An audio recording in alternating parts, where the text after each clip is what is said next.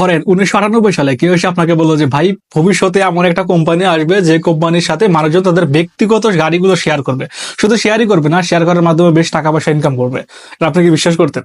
হয়তো না। ঠিক এমন একটা অদ্ভুত আইডিয়া নিয়ে কাজ শুরু করেছিল ট্র্যাভিস কালানিক এবং গ্যারেট ক্যাম্প, যেটার নাম ছিল উবার। সাধারণত মানুষ সেই সময় ট্যাক্সির উপর নির্ভর করতো, কেউ কেউ পাবলিক ট্রান্সপোর্টের উপর নির্ভর করতো, যেমন ছিল বাস। কিন্তু তারা এমন একটা আইডিয়া নিয়ে কাজ শুরু করলো যেটা ছিল একদমই নতুন, একদম 0 to 1, অর্থাৎ কোনো কিছুই নেই, সেখান থেকে একটা নতুন আইডিয়া বের করা এবং সেই আইডিয়া নিয়ে কাজ করা, শুধু কাজ করে না, বাস্তবায়ন করা, 0 থেকে 1 এ যাওয়া। আচ্ছা চলেন আর একটা নতুন গল্প বলি। ধরেন 2007 সালের দিকে কেউ একজন এসে আপনাকে বললো যে ভাই ভবিষ্যতে এমন এক ধরনের ফোন বের হবে যে ফোন দিয়ে শুধু কল করা বা SMS দেওয়া না, সে ফোন দিয়ে মোটামুটি কম্পিউটারে যা যা করা যায় সবকিছু করা যায়। আপনি কি বিশ্বাস করতেন?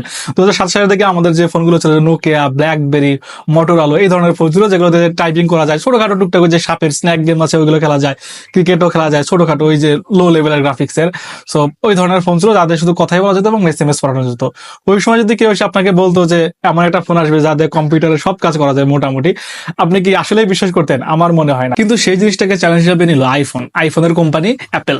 সো অ্যাপেল এমন একটা ফোন বানালো যেটা তারা শুধু ফোনই বানালো, তারা একটা অপারেটিং সিস্টেমও বানালো, iOS, যে সিস্টেম বানানোর মাধ্যমে তারা হাজার হাজার ডেভেলপারকে নতুন করে কাজ করার সুযোগ করে দিল। তারা একটা অ্যাপ স্টোর বানালো, অ্যাপেল অ্যাপ স্টোর, সেখান থেকে তাদের অ্যাপস ডাউনলোড করা যাবে আর কি।